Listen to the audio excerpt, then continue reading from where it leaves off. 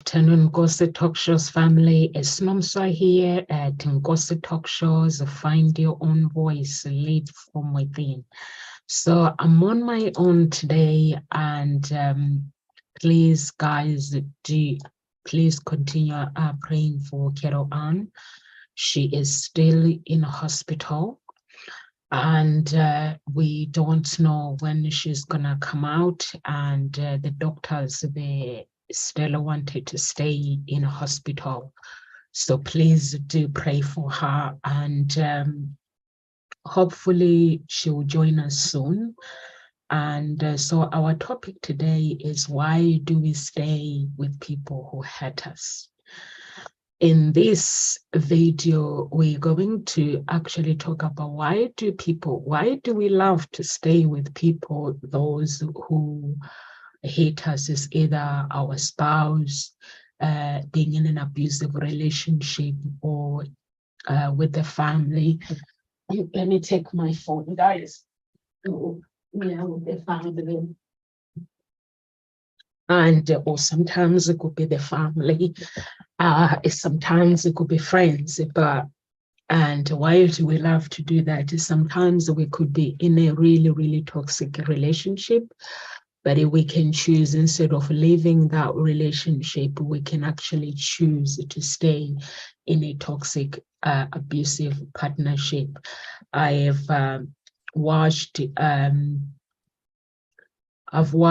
the videos on YouTube. The police, sometimes they say they will go to a home where there's abuse, and when they go to that home, and they will take the victim away, and once they do that, the victim, they will do all the paperwork and do that, and then he put an order where the person that is abusive is not allowed to contact the other person.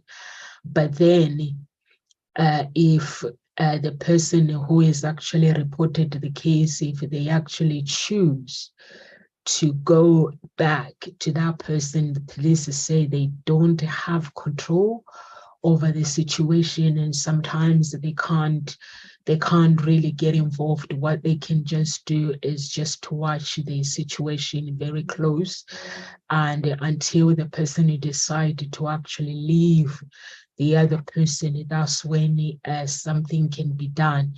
But why do people choose to do that? Why would somebody choose to remain in a abusive relationship? Or sometimes you find people, they are in employment where the boss is very, very abusive. He doesn't really care about them, about their well-being, but because the excuse is, I have to pay the bills. I've met people like that who go through mentally depression. They go to work, they're not happy.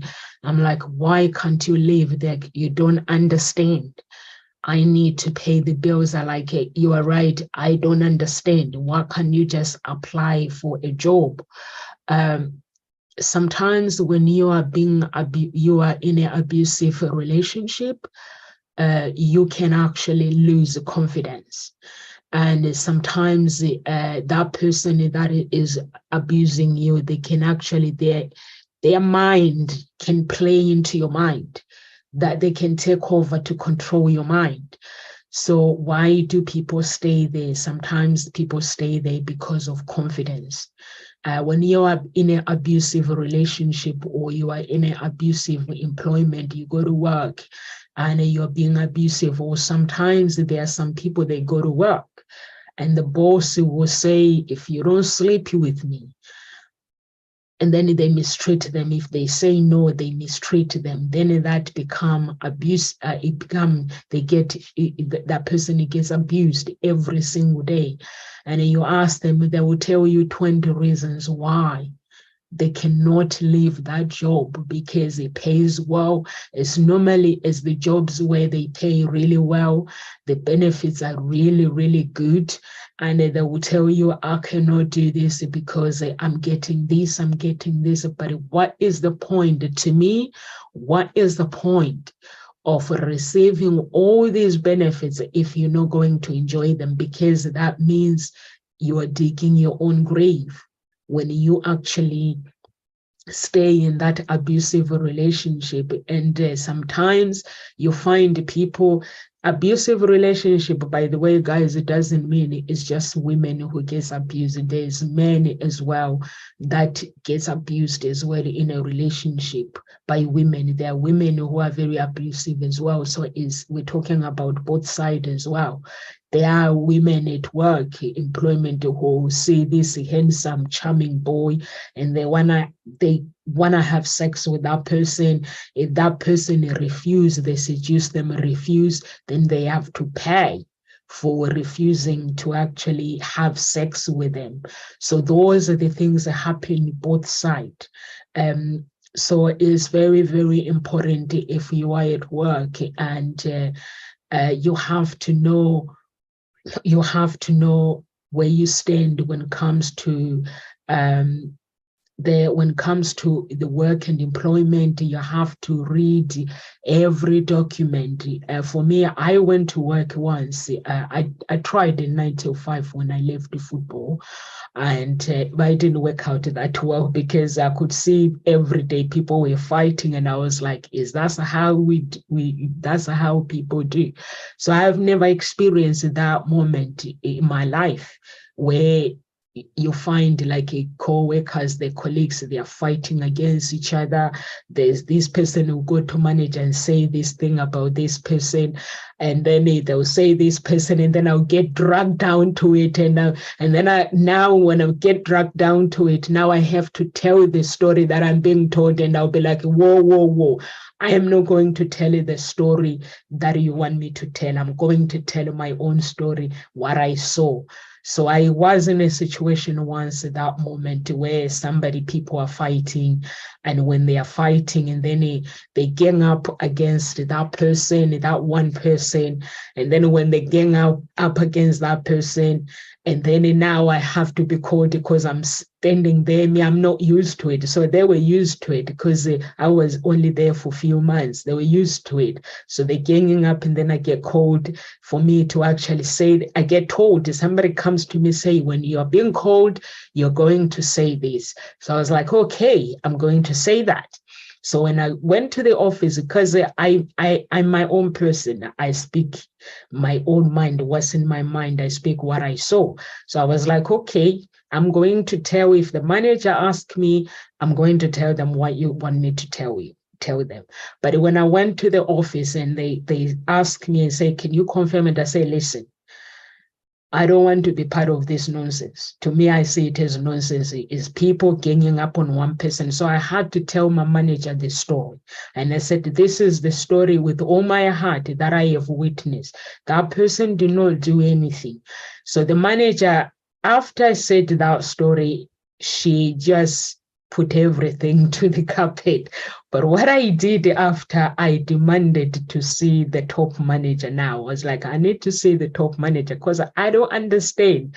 When I was employed, I was told I'm coming to work, but I have to witness people fighting. So when this woman came, I was nearly going on maternity leave, and I'd made up my mind that I was never going to go back because 9 to 5 wasn't working for me. So I asked a question. I said, when you call people for interview, you tell them this is what the company offer. You say you don't tolerate any this. You read out the document, but what is happening in this place is awful. I have never witnessed anything. Honestly, I was like, used to go to a football match, and then maybe we'll just argue with each other. If we lose the game, we'll be unhappy. But when we go to the pub, like just to hang out, I don't drink, and we're just gonna be okay. We know that next time we will just do something different than we did that day. So those were the things that I was used to. But then when I spoke to the manager, and it said to me, she was like, we don't tolerate this is gonna be sin. But at that moment when I was there, I knew that I was never gonna come back. But I made a difference, a really, really big difference, by motivating the other person that was going through tough times. So there are some people that can witness. If you do witness somebody going through tough times, you don't necessarily have to get involved by commenting of what is happening, but you can get involved by motivating that person to see that there's a light at the end of the tunnel. You can help them to see the light. So for me, I got closer to that person, but when we got closer, there was this a thing that I put in place, that whatever our relationship, we cannot talk about it, who did what, who did this, but we can talk about how to move forward and find peace and find a breakthrough. So I motivated that person and I look after that person, and then in the end I was like, my job is done, and then I moved on with my life. And when I moved on, her family thanked me for being there for her. So that's all you can do. But people who are in an abusive relationship, it's not easy. It's really, really tough when you date somebody. I used to be with friends who are in an abusive relationship. They come to you and tell you a story about their spouse. You listen to the story, you comment. The more you comment, and then they go and they want now to be friends with the person they're dating. Now they tell the person you're dating what you said, the comment that you've said. So now I realized, I was like, you know what? The best way, if somebody is in an abusive relationship, is to ask them, what part do you want me to play when they come and tell you the story? Because at the end of the day, when somebody is not in the right place, and you yourself, you will end up feeling that you are in an abusive relationship just by listening to their story every single day. So you have to ask yourself, if somebody is in an abusive relationship, you have to ask yourself, do I really need to be in this situation? And maybe give them advice. Or if you are somebody who is in an abusive relationship, it's very easy. Explore the forms of abuse. What are the patterns that triggers the other person that is abusive? Because sometimes I used to hear like somebody, they'll be in an abusive relationship and they'll make an excuse for that person and say, actually, he's doing this because I triggered it. And I'll be like, how did you do that? And she'll be like, oh, maybe I said something that he didn't like, or I went out and came home late, or sometimes, or they'll make an excuse that, oh, he hasn't got this, or he didn't grow up in a good environment. And I'm like, listen, I didn't grow up in a good environment myself. I don't know. My environment was good, maybe it wasn't good, but I don't have a right to go around and lash out on people. If I have a problem, I go to the hospital where I seek help, not taking things on people. Or sometimes it could be substance. People take drugs. And when somebody takes drugs, and you don't take drugs, you are in that situation, not a million years where you can think that you can help that person. So if anyone is watching this video and you are in an abusive relationship and the person is taking substance, alcohol, drugs, whatever you name it, and you believe that, I can help them, things will get better, and they tell you, they make promises that things will get better, things don't get better on their own. There are some things we have control in life, but some things we don't. Sometimes we have to let people go in order for them to fix it, their messed up life. We all have messed up life. Jesus himself, he comes from a messed up family. So coming out from a messed up family, that means that we all have something in us that way we come from a family where maybe things are not good, but it doesn't give us right to go and abuse somebody else. So what you can do is, if you are in an abusive relationship, is to let that person deal with whatever they're dealing with without you. Get them professional help. Or if you cannot get professional help, they refuse. Some things we don't have control. There are some people who think they can change people. We cannot change anyone. We cannot change anyone. I always say to people, sometimes when I go through something, or maybe I have a misunderstanding with something, and sometimes sometimes will come to, or maybe sometimes someone comes to me and they belittle me, and if I don't say anything and somebody will say, why do you let them treat you like that? I say, you know what, I think that was the last time they treated me like that. And this person will be like, why? And I'll be like, next time there's not going to be a next time. Because once somebody treats you, belittle you, you don't have to get angry. Me, I don't get angry. I deal with it. I go and sleep on it. When I sleep on it, is where I have to ask myself, do I really, really want to be in this relationship? And the answer is no, I don't. And if I don't have to be in that relationship, then this is where I pray to God. And I tell God, I'm a Christian. I pray to God. I say, God, this is your child. If their life is messed up, I cannot sort them out, but you can. In the Bible, it doesn't say I have to. It says love. I say I love them. But for now, can you sort them out? I always say, if somebody is meant to be your friend forever, or if your husband or your wife, you're meant to die with them together, you do not have to play hard to make that person love you or to hang out with that person. That is my principle in life. I always say that I keep my life very, very simple. I always say, if I'm dating somebody, I don't have to put on any personality. I don't have to put up with anything. I don't have to. We can have disagreement. It's normal.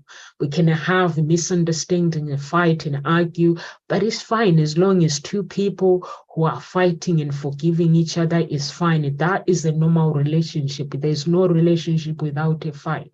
But a relationship where somebody, when they leave work, they have to think twice about where they are going, like home.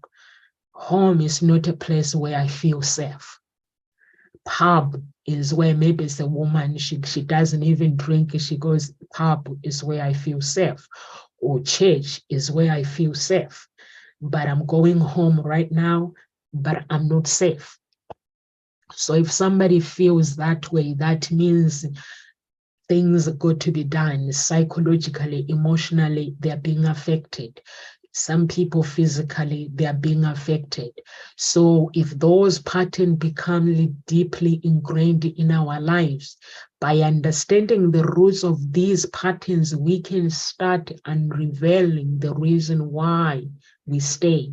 Ask yourself, why do I stay? Is it fear and dependence? Why am I staying in this relationship that is abusive? Why am I staying in this work? Of course, I need to pay the bills. You know, where there is pain, that's where you find breakthrough. So if people didn't know, when you're going through something, the only piece of advice that I can give you, where there is pain, there is healing, there is breakthrough. The moment you feel the pain, the moment you have to think it getting out, or if it's work, send your CVs out. If you don't have strength to send your CVs out, ask a friend. Just say, I need somebody to help me to maybe write my CV, or you can pay companies now, they can do your CV. Pay somebody to do your CV. It's not expensive, it's cheap. Ask somebody to do your CV. While you are busy, the manager is busy telling you off, send the CV. Go for interviews. Because when you have that job, it means the way you're being abused. It means the universe works in a very, very, it works in a twisted way. It works in a different way. Even when God wants to change your life, he will bring somebody to actually do something to you so you can make some changes in your life. So sometimes when there is abuse, that means the universe is speaking, saying, get out. There is something better than this. But then if we stay because we don't believe that we are worthy. We stay because we think that what we have, that's all we have. It's okay to put up with all that. That's not the truth. Every human being is born to shine. Every human being is born to be something on this earth. So if you feel that I'm at work, but I'm not becoming who I have meant to become, if you come to Ngozi Talk Shows, and Ngozi Talk Shows, we have coaches about 20, maybe 30 something, maybe 32, we have coaches. No one tells anybody off at Ngozi Talk Shows because of the principles that I have in place. You don't come in and tell other coaches off. If there is a problem that needs to be sorted out, it has to be sorted out properly, but no one screams, no one shouts, no one mistreat anybody at Ngozi Talk Shows. Because if you mistreat any member of Ngozi Talk Shows or any other coaches, they mistreat them, I just go to prayer with God and say, God, just remove the person that is, I just make them say goodbye, Nomsa. I just pray. I know how to communicate with God, and that's not evil. That is for me to just go and read the scriptures and just say, God, anybody that is making my company, bringing pain, sorrow, please take them away. Or if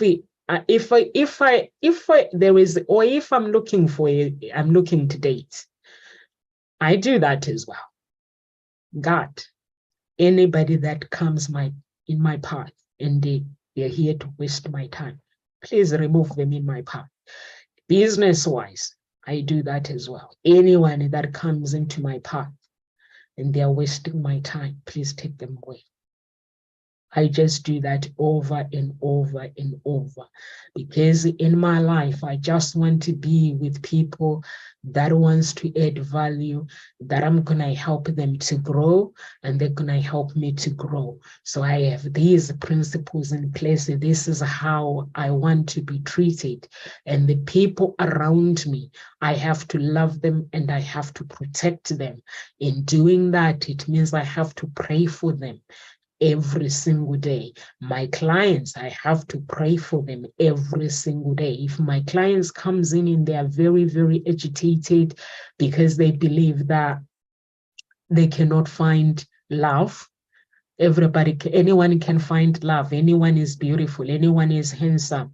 But because we live in this world where there's so much rejection, there's so many options that you can go and pay somebody to have sex and release stress, or you can go and do this, you can go and do that.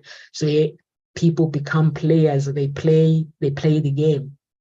So if somebody feels that they've been played, and confidence-wise, they don't feel too good when they come. If they're in a dark place, I don't chase them away. I keep them closer to me, even if they don't fit my company profile. I don't chase them away to say, you know what, you don't fit my company profile. All I do is I get in touch with them and just say, I'm just checking on you. How you feeling? Would you like a coffee? In that moment, I'm praying for them. Once I'm done, then they know that they don't fit my company profile. And I will just say, no, so let's just stay connected. And I'm happy that they are okay. So that's how those are my principles that I live by. If somebody comes to me, they're in a dark place, I can't help them, but I can pray for them. I can put a prayer for them, for God to actually watch over them. And once they're done, they move on with their lives, and I know that they're happy. And that gives me joy to know that somebody is happy. I don't just say, you know what, I know you've been hurt, but you cannot register with my company because at this moment you don't fit my company profile. I just say, okay, I listen to the story where what happened. Then I make an appointment. Let's meet up. Once we meet up, we talk, we laugh, and then I leave words of encouragement. I pray, and I know it is done. That's how simple that God, if you have, all those who are Christian, talking, like if you're married or if your husband is alcoholic and you don't really want, there are some people, your wife is alcoholic and you don't really want that life anymore, but you want them to change, or even whatever is happening, if things are not okay or they are in substance or anything, you just put up a prayer. The prayer that you put up is the situation that you see. What do you see in that person? If you talk, or if you go and get a therapy straight away, they're going to tell you that I'm not going to a therapy. There's nothing wrong with me. So what I do, I don't do the talking. I just pray. And when I pray, then I go to speak to that person. I do not just confront them in direct and say, okay, now I know they'll just say no. So what I do is, if somebody is going through tough times, which is people do go through tough times, so you just have to put up a prayer. And once you put up a prayer, and that person will be okay. So if you are somebody who meditates, the universe works in so many ways. If you meditate for that person, just think about them. What do you want them? If you are not a Christian, what do you want their life to be? If you want them to break free for whatever they are going through, or even if you are somebody who is at work and you are at work, you are not in a good place at work, abusive workplace, the colleagues, what you can do, you can meditate. Once you meditate, make sure the universe get to connect with you, with what you desire for yourself. If you are somebody who you are at work or things are not going the way you want and you find yourself in an abusive environment, don't just go into work. It's a waste of time. Don't go into work and try to get that person to like you or get that person to stop. Just go into meditation first. Cry out that cry inside of you, because we have this power within us that cannot be insulted. But if we let people insult our inner being, they will take over our power, our energy. But if you meditate and put up your heart, connect with the universe. If you don't believe in God, God is the universe. But if you want to believe and say the universe, you can tell the universe, this is my desire for my life. I'm not in a good place. Forget about it with the story, the process, what has happened. Just What do you desire? The universe wants to know the outcome. Like the business, when you are writing a business plan, you want to have the ending in mind. What do you want your business to look like?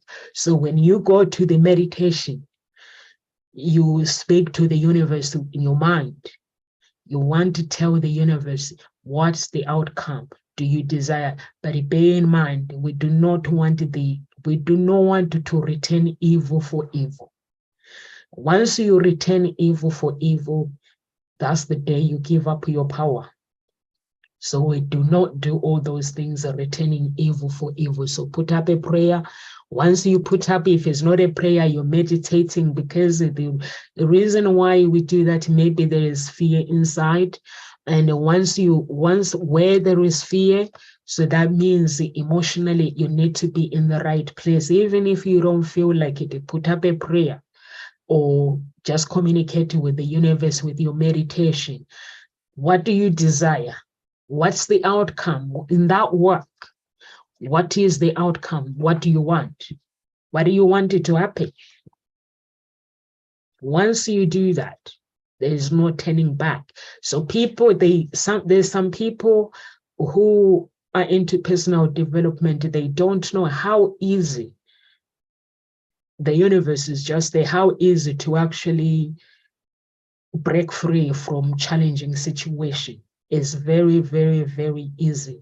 It's just opening your heart. Your heart cannot be in the dark. It's very, very difficult when your heart is in the dark place. But you have to try. You have to try to open up, because what the universe needs is that child that is crying inside, that they need to connect. What is your cry? What is your cry? Do you want the job to change? Do you want the universe to bring new possibilities, new opportunities your way? Or simple, do you want the person who's abusing you to get sacked? That's not evil. They shouldn't be there. So you got to tell the universe. Or do you want the person who is abusing you to just walk out? What do you desire? You have to speak to the universe, or you have to learn to speak to God. That's what we meditate. We don't meditate because it's fun, it's relaxing. When you go into meditation, there's got to be something. It's either you want to feel free with your inner being, within your inner being, or you meditate. There's a reason why people go to meditation. There's a reason why Christians go into prayer. So you got to know your reason. Why do you play that music and you want to meditate? Because the universe, if you want to meditate, to connect to the universe, and you're in a right place at work, problems, maybe relationship is problems, or simple, you just want to get out of an abusive relationship, you are tired of being tired, just speak it as it is. Tell the universe, what do you desire? Your cry. The universe works in a magnificent way. God works in a magnificent way that we can even not understand. Humankind cannot understand it, but we don't use that opportunity to actually grab our blessings or become the people that we want and we want to become. But you can become who you want to become. I'm starting doing some research. I don't know why I'm studying anyway. I'm studying because I want to go to talk shows to become a university one day. But I decided to take this research course where I'm researching all the time, writing report, interviewing people. Is so difficult to do. Analytics, statistics is so hard. But I just put up a prayer to God and said, God, I need your help. I don't know how to do it. And I don't know how I can do it. And I find myself getting excited. First, in the beginning, I'm looking at the things that I have to do is hard. Can I do it? I'm like, I don't think so.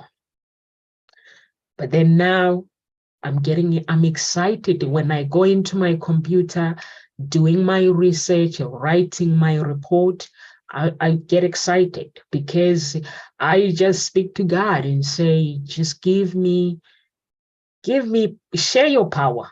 It's simple, share your power so I can have the knowledge of what I want, what I need to do, or just connect me with somebody that can help me. So I find the tutors are eager to actually step in and just help me with my knowledge and help me direct me to the right direction. And I found myself, I'm getting excited when I go into my computer. I don't say, you know what, I don't sleep too many hours. I think I only sleep for 4 hours. Like yesterday, I think, yeah, I had 4 hours yesterday. So I don't sleep too much hours. I have little hours to sleep. I just need 4 hours and 5 hours. But when I get into my computer and doing what I do, I just get excited because I know there's an ending in mind that I need to become. Gossip Talk Shows now is on social media, but I need to take it to the next level. In order for me to take and Gossip Talk Shows and Hope Spring Eternal Introduction Agency, I need to know my research. I need to do my research properly. I need to write reports when clients comes. I need to understand more what makes them who they are. So when it comes to abusive relationship, if you find yourself in that situation, don't be afraid to actually, if you are somebody who is have low self-worth, if you feel like low self-worth, then you're blaming yourself. And this is where you have to look at your family. Who is the champion in your family? Sometimes family make things worse, by the way. So there are some members of family, when you tell them your problems, they make things worse. So look at members of the family. Who is the champion in your family? For me, the members of my family, the champion, and my dad is dead, and my stepdad, those people, they were my grandparents. Actually, I'm very close to my family. So, but there were people, my parents, my step-parents, my grandparents, they were the people that I go and talk to whenever I have problems. Now it's my mom. I talk to my mom. Whenever I have problems or things that I don't understand, I speak to her.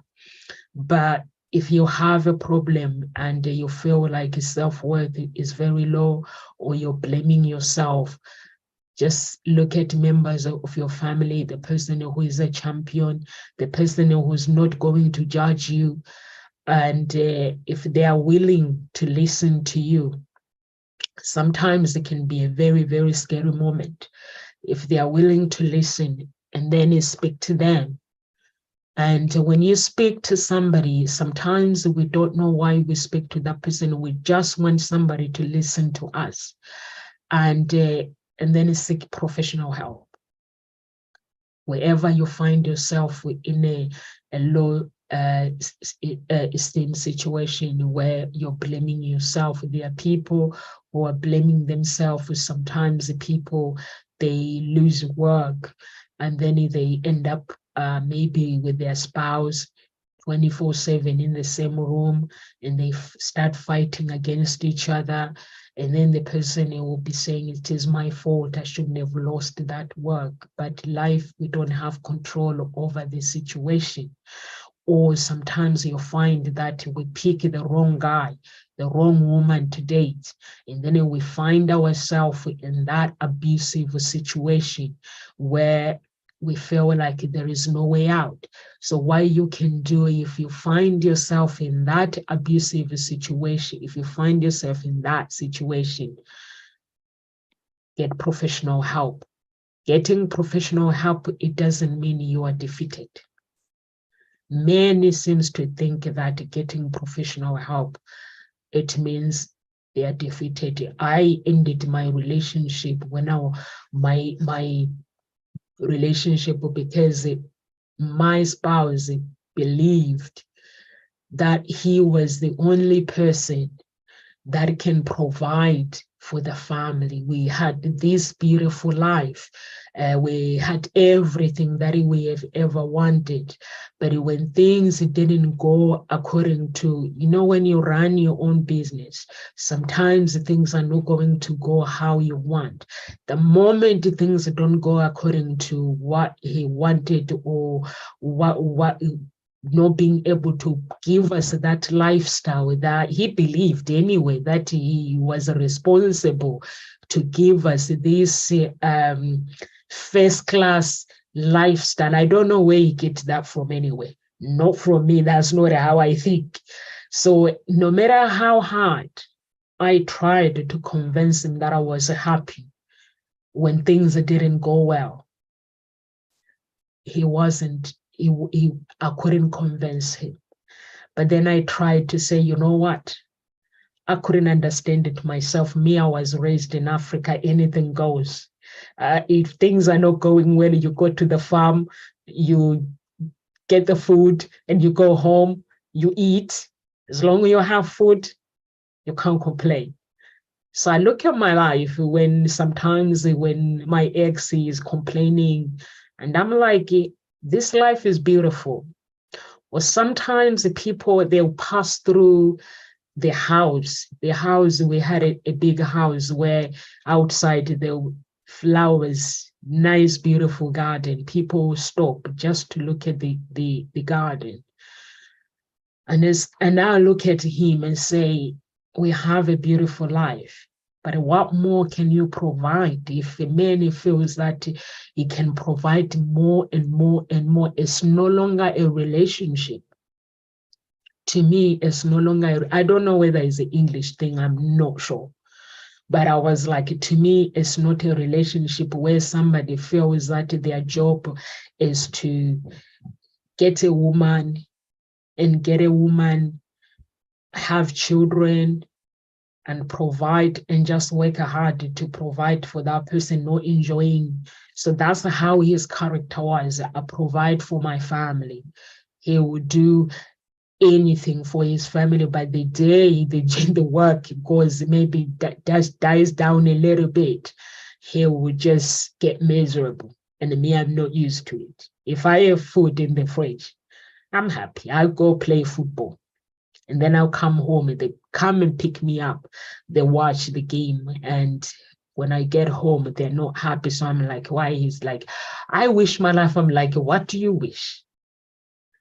If I was, give me £1,000, I need to go shopping, he would just give it to me. But he's complaining.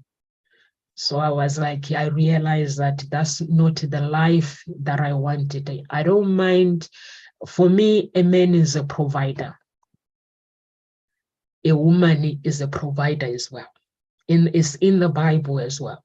A woman provides for her family. Even if a woman doesn't work, but she is a provider because she looks after the kids, she manages home, she does everything at home, she becomes a provider, and then goes to work. But it's not just a man. The reason why God put a man as a provider, a woman as a provider, it means if we have children, if a woman earns more money, men can stay at home. But men have pride. Nowadays, men, they do stay at home. They don't mind. Where I live, I see lots of men now picking children from school. So the reason I'm sharing this story is I ended up seeing myself in a place where I did not want to be. That was making me uncomfortable. To me, it felt like the person was abusing themselves emotionally. And I was receiving that end where we're happy, we have a beautiful life, but he's still not happy. You still feel that he has to provide more. So if you find yourself, you have a good job, or maybe you have a business and you are unhappy, you contact Tony Robbins or contact Nkosi Talk Shows, because you need to be able to enjoy your life. You need to be able to actually have that life where you enjoy it. If you are in a relationship, that relationship is no longer a fun relationship anymore. You need professional help.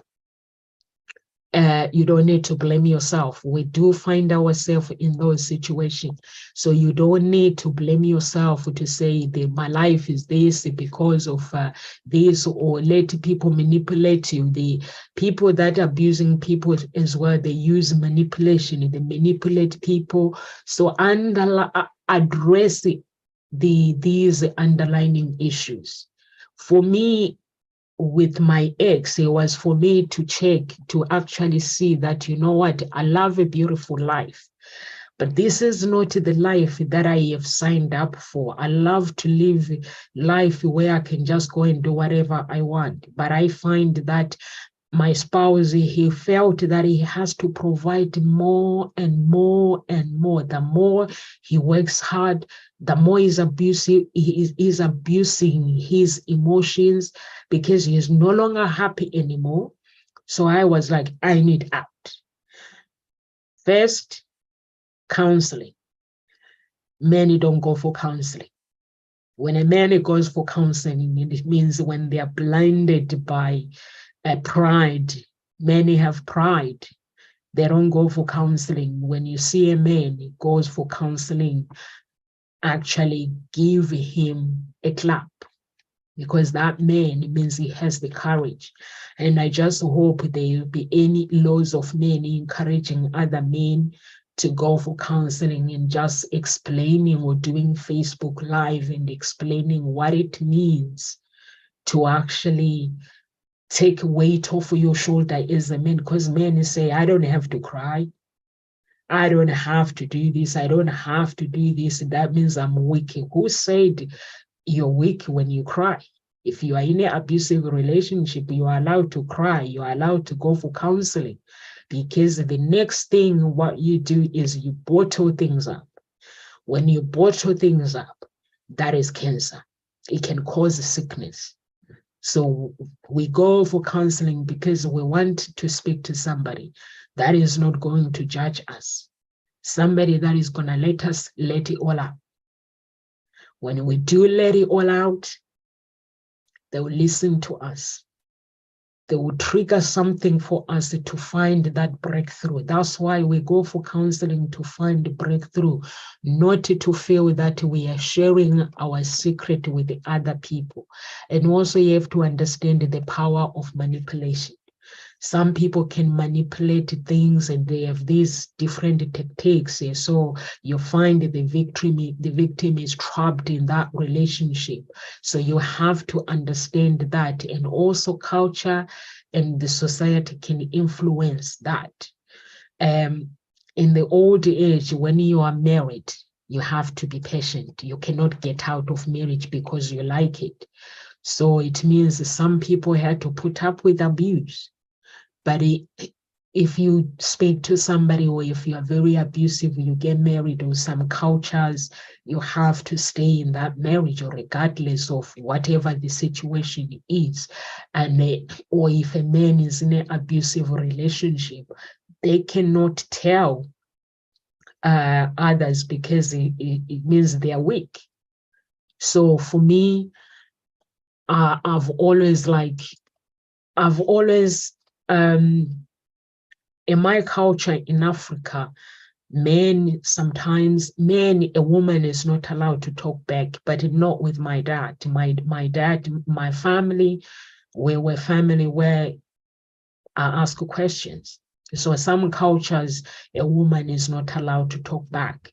So a man can say whatever they want, you're not allowed to talk back. So there are some different cultures that people do that. In my culture, they do that as well. A woman or a man can actually smack you if they want to. They can do that.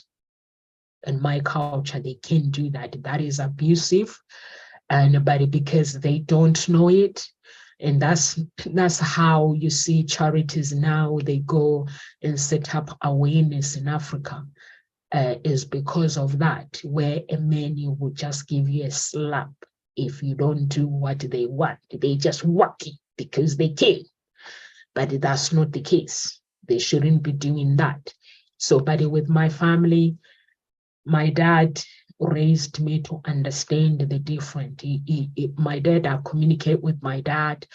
I communicate with my stepdad, and both my parents are loving and caring people. So they will explain the wrong, that when an adult does this to you or to a child, it is wrong. Even smacking a child.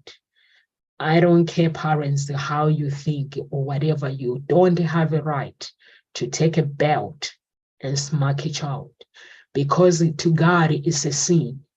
When that person is defenseless, I've seen people or my friends, and I've seen even my siblings doing that, where a child make a mistake. And when they make a mistake and you take a belt, imagine that is done to you. You take a belt and you whack that child. It's no longer talking to somebody, that is abuse. I don't do that to my children, because whatever I do to my children, I have to think about myself. If somebody was to take a belt, whack me, how would that make me feel? And that's what my father taught me. He said, how would that make you feel? Don't whack my grandchildren, because I'm not whacking you. So if I make a mistake, it's so, people don't know how to use psychology. When you speak to somebody, you look at them in the eye when they do something wrong to you, and you tell them, I don't like it. And next time, don't do it. No matter how abusive somebody is, but when you have the courage to look at somebody in the eye and say, I don't like what you're doing in my life, so don't do it. But you do that with the children, you explain to them, because that is abuse. When you hit a child, that is defenseless. It is an abuse. So I don't do that to my children. I don't hit them. Everything that I do to my children, I have to sit down and ask myself, how are they going to look at me when they are older if I smack them? If my child is in the wrong, I sit them down. Or I just pray. And when I pray, or sometimes my daughter, she's 16, she'll go out. She comes back, I just put up a prayer for God to watch over her. She comes home, she expects me to be a bad guy and say something that is abusive, because that's what children expect. If I don't say that, she look at me and say, Mommy, are you okay? I'm like, yeah, I'm good.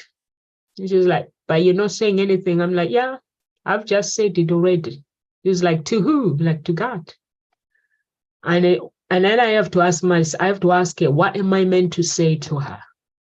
And then she's like, you're not telling me off. I'm like, no, I've raised you better than that. So you have to know what you need to do, what you shouldn't be doing. In that way, my job is done. The following day, she comes home on time. So it's very, very important when you are in an abusive relationship to understand that sometimes culture can cause us to behave, to take up things that we shouldn't be. Like I'm saying, I come from Africa. Africa is normally, man, he can abuse his woman, he can work his woman, it's fine. But for me, it was not fine, because I've never witnessed that. If I see somebody working somebody, I just call the police, because I am not sure, I was never raised like that. But it is, even here in UK, apparently it is abuse, but people say it's not abuse, they do that.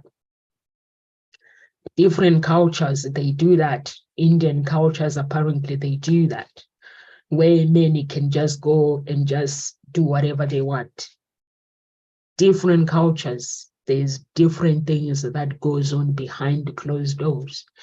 So all you have to do is behind closed doors, when you see something happened that you know it shouldn't be happening, don't put up with it. Healing, moving forward, you need to healing. Don't put up with things that you shouldn't. Have a strategy for healing and moving forward by leaving abusive relationship behind. Self-care is very, very important. Seeking support is very, very important. Engage in a professional therapy. Prioritize your well-being. Your well-being is very, very important. Don't feel embarrassed to your newfound freedom. Do not feel embarrassed. When I was splitting up with my ex, I knew I was in a right relationship, but because when you are in a relationship, sometimes you need therapy, but the other person has to agree. Even though the problems were too small, but they were affecting me, because I ended up walking. I walked out to football. I did this. I was doing this because I was unhappy. So what you can do is, when you feel that you are unhappy, don't feel embarrassed. I live in a big mansion house, but now I need to move on. I wanted to move on from my life, the life that I had. I didn't feel embarrassed.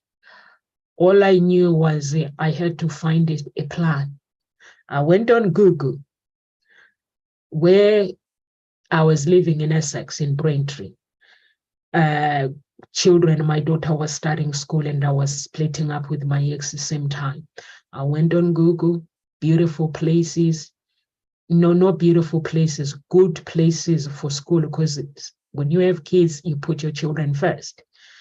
You put you first and the children, the decision that you make in life. So I put myself first. What do I need to do? I need to move. And then I put my ex first as well. If I was to move and have this same lifestyle, the man is not going to cope with stress. He is not coping well now. So I need to think fast. I don't need this lifestyle. And I was fed up with it. And I just Googled it, and Hertfordshire and Henley-on-Thames, Oxfordshire came up. I went to Hertfordshire. Now I'm with my ex. I'm with my ex. He's getting involved in this journey, even though he's in pain, even though I'm in pain. I just want to move on. I wanted to move on with my life. And I get to Henley-on-Thames. It's beautiful, but I can't afford Henley-on-Thames. If I really, really wanted to live the same lifestyle in Henley-on-Thames, it means the man is gonna have to cap half just for the mortgage, maybe 20 grand a month. And for everything else, the school and everything, that means he's gonna have to pay 50 grand. And I was like, no, I'm not gonna do that. So what I did, guess what I did? As a person that was in pain, me and my daughter, we found a 2-bedroom flat. And we like the flat. We just moved in that 2-bedroom flat. And my friends, now they came to visit me. I never saw them again because they thought I was really, really crazy. And they were like, we're confused. And I was like, why? Why would you leave a beautiful lifestyle and come and live a Henley's gorgeous, is beautiful, and come and live in a 2-bedroom flat? I was like, you don't understand, but one day you will understand. All I didn't want was to put weight on somebody else's shoulder. I needed out. And I needed me getting out. It means I don't put the other person in an abusive or emotional situation where they feel they have to provide for me. I needed to provide for myself. So I found this beautiful flat. It was gorgeous. And I was like, this is perfect for me and my daughter. We just live there. We're not used to living in an environment like that, but we got used to it. By God's grace, we got used to it. And my daughter made friends, and I made friends. And she just has a good relationship with her dad. At the beginning, we were all fighting. Somebody's bitter, you're bitter, he's bitter, I am bitter. But in the end, we found that breakthrough together, and we're living a life that is part of my family. I'm part of his family. So you can find a breakthrough, even if life does not make sense. To me, life, it didn't make sense. When I was leaving my ex, it didn't make sense. But through my crying to God and saying, I just want to be free, I found that breakthrough. And I didn't think about how I was going to afford that. I was willing to even go and rent a one room as long I was happy. That's how far I could have gone. It was no longer about the lifestyle. I wasn't looking at the lifestyle. I was not looking at anything. At that moment, what I wanted is to get out and be happy and be free. And when I go out and be free, that's when my ex got it. He was like, now I get it. I was like, how did it take you so long to get it? That life, you keep life very simple. He didn't get it. Why am I wanting this lifestyle? Why am I wanting him, like pushing, like, yes, you push somebody, but there's a time where when somebody provides for you, really, really provides, and you have this beautiful life, and they still want more, you have to be grateful for what you have. And for me, I come from Africa where my stepdad was very wealthy. My dad was a teacher. He comes from his dad was wealthy too, but my dad wasn't wealthy. My dad lives a normal life. But my grandfather, my dad's father, was wealthy. And I come from my stepdad's family where wealthy people who live their life. But my one thing my stepdad taught me was, Nomsa, this money is here. But with the reason why we got here with your mom is because when the money wasn't there, she was there. When the money is there, she's there. So that's what motivated me to become the person that I am today. And then I'm like, okay, so now I'm with my ex. Life is beautiful. Things are not working out. I'm just okay. I just put my feet up, watch a movie. I'm happy. But he's not happy because he feels that he has to provide more extravagant lifestyle. So I'm thinking, this is not normal to me. I'm not used to it. Honestly, I'm not used to it. I just felt that he was abusing his life. So you don't want to die in a heart attack because you feel that you have to provide for somebody else. You provide what you can. When things you can't, there are some women who push their men even if they don't have the money to use every credit card and everything that they have just so that they can have extravagant lifestyle to post pictures on Facebook. I'm not one of those people. So now when I left him, now he got it. And he was like, no, so now I get it. And I was like, what do you get? And he was like, I get the person you are. Now I understand. And then it was late then. So he couldn't understand why I was the person that I was. And I was like, this is how I was raised by my parents. You accept what you have. If you don't have it, you do not abuse your heart. You don't abuse yourself emotionally, so you can have more. So you can go make more sales. If sales comes in, there's so much you can do. And that's why people, if you have a business, don't start abusing your family because things are not well. Because things will get better, but when things get better, you have no family. So it's important to look after your well-being.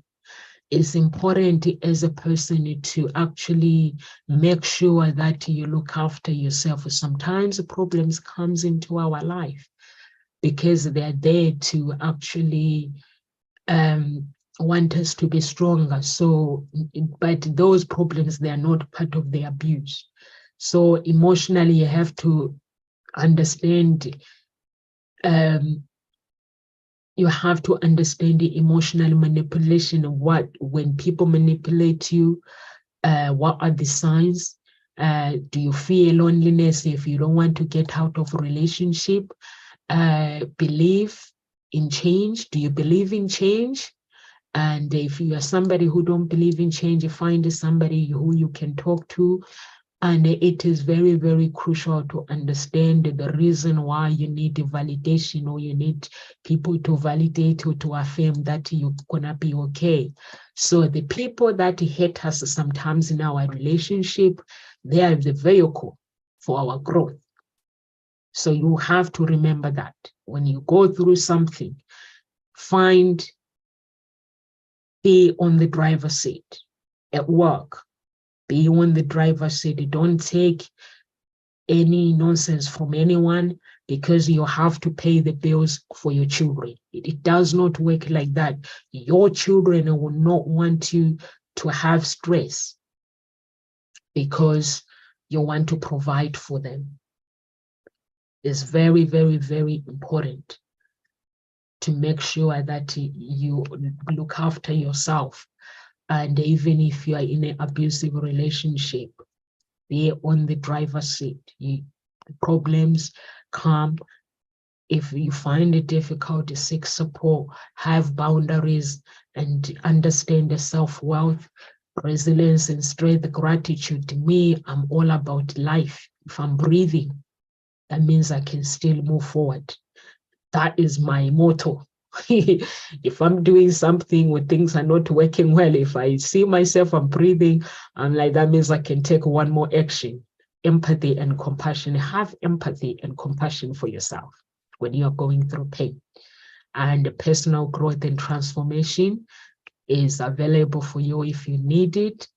And that's for me for today, guys. And just know that you are loved. God loves you. The universe loves you. If you find yourself in this environment where you don't want to be in, you can always get out. It's very, very important to value yourself. Some people, they put children first. They're like, I'll get out when children are older. I personally don't think I have two children. I don't think my children want me to put up with the abuse and until I get out when they are older, because by the time I get out when they're older, emotionally, physically, I'm drained. I'll be drained. So I might as well get out while I can and forget about, can I afford it? As long as you're breathing, you actually don't need it. Once when I was left my house once, and I saw this guy where I live in Henley is more celebrities and rich people, normal people, you name it. So I saw this guy is throwing clothes, like he's checking somebody out and throwing her clothes, his girlfriend throwing her out and throwing her clothes. I've come across it twice actually, throwing her clothes. And I just went to my daughter, they know the drill, we help people. So we say the clothes are on the road and my daughter just went on the other side. I went on the other side, we picked up the clothes, put them in the bag, and we took the lady to our own home. For a few days, we had a guest, and she stayed with us. And we asked her family from Essex, and her family came to pick her up, and that was it. So sometimes there are some people, but what I liked about that woman is she did not want to go back. Even no matter how much money the man had, she did not want to go back. She just wanted to go and start her life, which was amazing. So we stayed with her and showed her Henley. She was happy. To us, it was a blessing. We were a blessing to her, and she was a blessing to us. And the other one, I go out from the office, and I found outside the office, I'm opening the clothes. I'm like, these are the clothes. They look like somebody has been chucked out. So, and then I took those clothes into the office. Then I checked, there was an ID there. And then I rang the woman. I said, I found your ID. And you've got things, clothes, a laptop, everything. I found it on the street outside the office. What's going on? And she was like, I've been chucked out. So I was like, you've been chucked out by, why is your clothes outside? And she was like, because my partner chucked my clothes out. When I got home, they're not there. He didn't tell me. So I was like, they're in the office. Do you want to come and collect them? And she came and collect them. So you find there is loads of abusive people out there. So she came and collected her things. So by the look of it, those things, because I was like, why would somebody chuck laptop out if somebody wanted? So and then I'm very nosy, so I started opening all the bags, and I was like, does not sound right.